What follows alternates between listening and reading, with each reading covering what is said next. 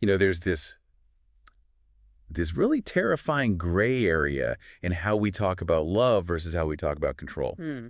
We see it in movies, right? Mm-hmm. The guy standing in the rain, the person who just won't take no for an answer. We're kind of conditioned to think that being crazy about someone is romantic. It's the height of romance, yeah. But sometimes that intensity, it isn't passion. It's a warning sign. A huge one. And today, we are unpacking a case that forces you to stare that distinction right in the face.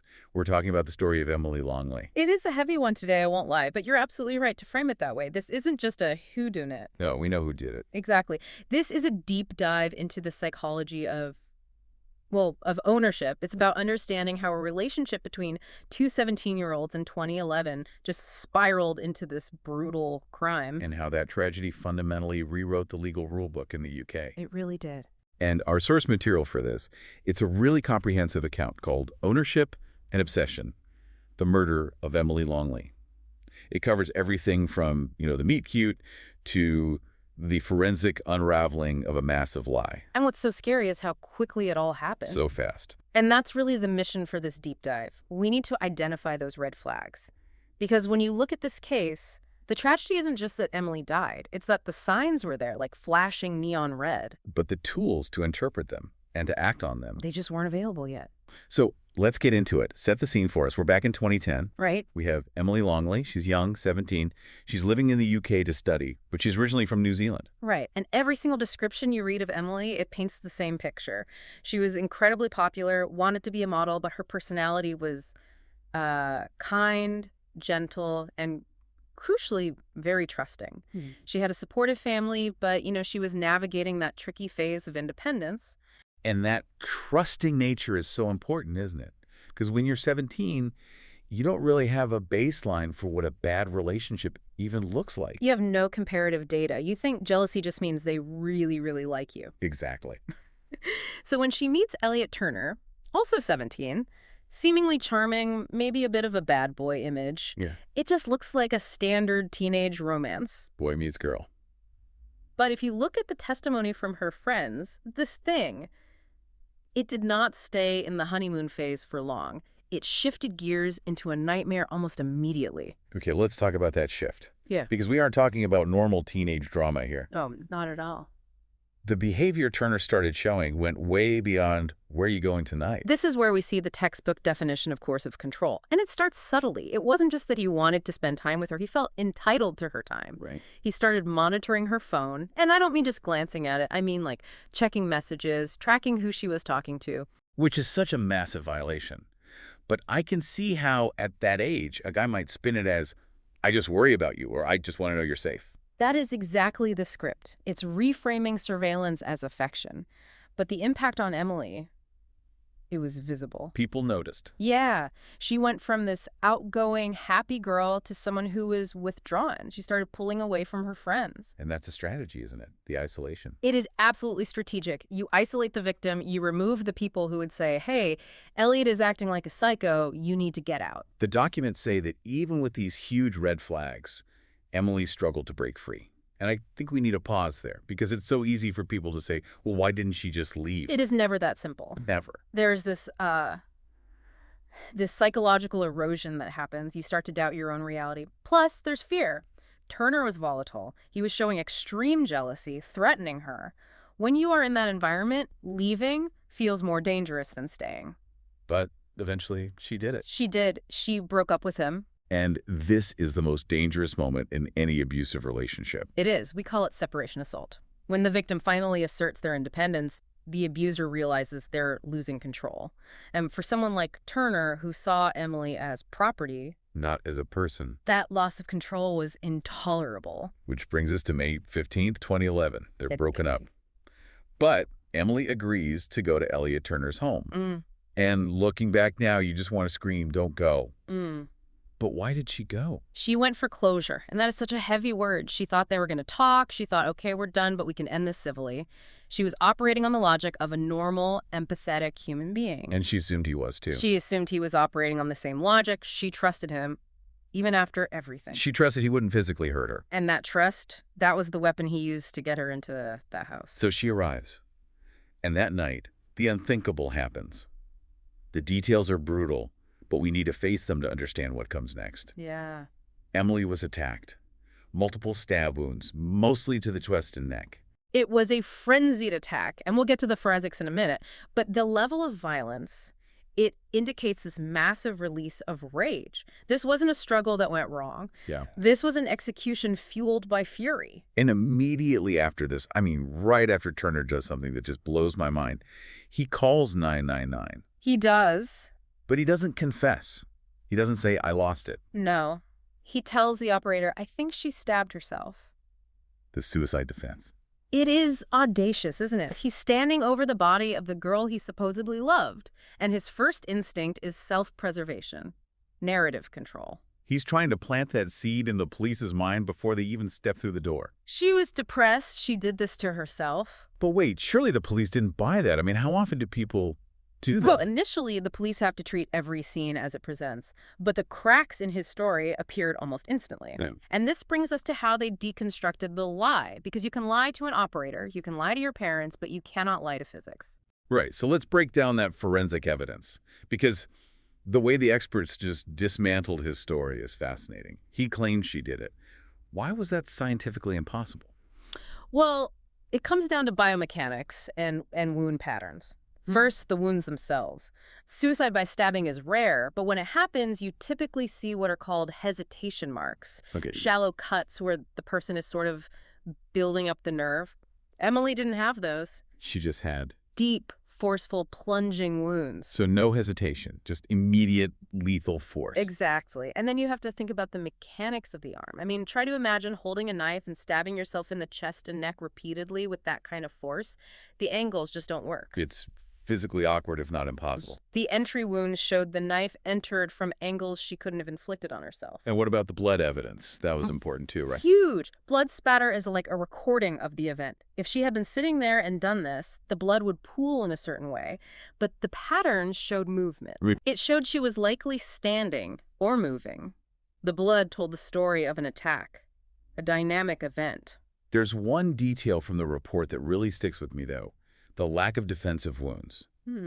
Usually, if someone is attacking you with a knife, you put your arms up. Yeah. You get cuts on your hands. Emily had none. And that is just the most heartbreaking piece of forensic evidence. It connects directly back to what we said about her nature. Why didn't she defend herself?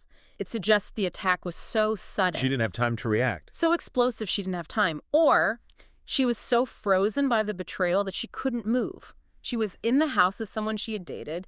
She didn't see him as a lethal threat until the knife was already in motion. That silence, that lack of a fight, it just underscores the tragedy of her trust. It does. It proves she didn't see him as a killer. She saw him as an ex-boyfriend.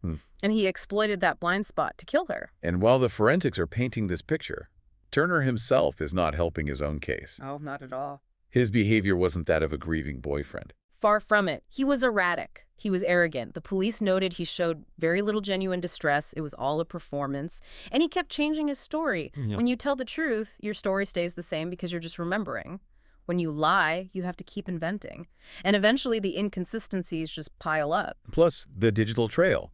You mentioned him monitoring her phone, but his own phone was basically a goldmine for the prosecution. The digital breadcrumbs. They found texts where he threatened to kill her. He wrote about smashing her head in. Wow. So when you have a dead body and a text message from the suspect saying, I'm going to kill you, the suicide defense, it evaporates pretty quickly. So we go to trial. 2012, St. Albans Crown Court. It must have been just incredibly tense. You have Emily's parents, Sylvia and Mark, sitting there. Oh, imagine. Listening to this guy try to trash their daughter's memory to save himself. A grueling trial. The defense tried to lean into that she was unstable narrative, but the jury just, they weren't having it. The forensic evidence was too overwhelming. And the verdict came back. Guilty. Murder. Life with a minimum of 16 years. But I want to focus on what the judge said at sentencing. He used a very specific phrase. Possessive rage. Possessive rage. That phrase is the anchor of this entire case. The judge cut through all the noise, and he identified the core motive. This wasn't a crime of passion. No. This was a crime of entitlement. Turner believed he owned Emily. And the logic of that kind of narcissist is, if I can't have you, no one can. It's chilling. It completely removes the humanity of the victim. She's just an object. Precisely. And that mindset, that ownership mindset, is what we need to recognize. It's the root of so much domestic violence. Now, usually, this is where a story like this ends. Bad guy goes to prison. Justice is served, quote unquote. Right. But Emily's story didn't end there. In fact, her death sparked a massive change in the UK legal system. This is her legacy. After the trial, Emily's parents were, reeling. But as they looked deeper into Elliot Turner's past, they discovered something that just horrified them. He had done this before. Not murder, but the violence. EBUs. Yes. They found out Turner had a history of violence toward previous girlfriends. He'd been abusive, threatening. The police knew about him. There were reports. But here's the kicker. Emily didn't know. Her parents didn't know. And if they had known? If they had known, do you think they would have let her go to that house that night? Absolutely not. They would have driven her back to New Zealand if they had to. That what if? It must have been agonizing for them. If we just had that one piece of information, she would be alive. And that agony turned into action. They realized that the privacy laws in the UK were, in a way, protecting the abuser. The law said, we can't tell you about his past. That violates his privacy. And Longley said, what about Emily's right to life? Exactly. So they campaigned for what is now known as Emily's Law. We hear it grouped with Claire's Law, but let's just unpack what it specifically allows a person to do. Because it sounds simple, the right to ask, but legally it's a huge shift. It is a massive shift. Historically, a person's criminal record is private. You can't just Google your neighbor's arrest sheet in the UK. But Emily's Law creates a specific mechanism. It lets a partner or a concerned third party, like a parent Or a friend. go to the police and formally ask, does this person have a history of domestic violence? Okay, so I walk into a police station and ask, do they just hand me a file? No, and that's the important nuance. It's not a vending machine for information. The police and social services review the request. They look at the risk, and if they determine that the person is at risk of harm, they can disclose that information. So it's a balancing act. It is, but the law now firmly tips the scale towards safety.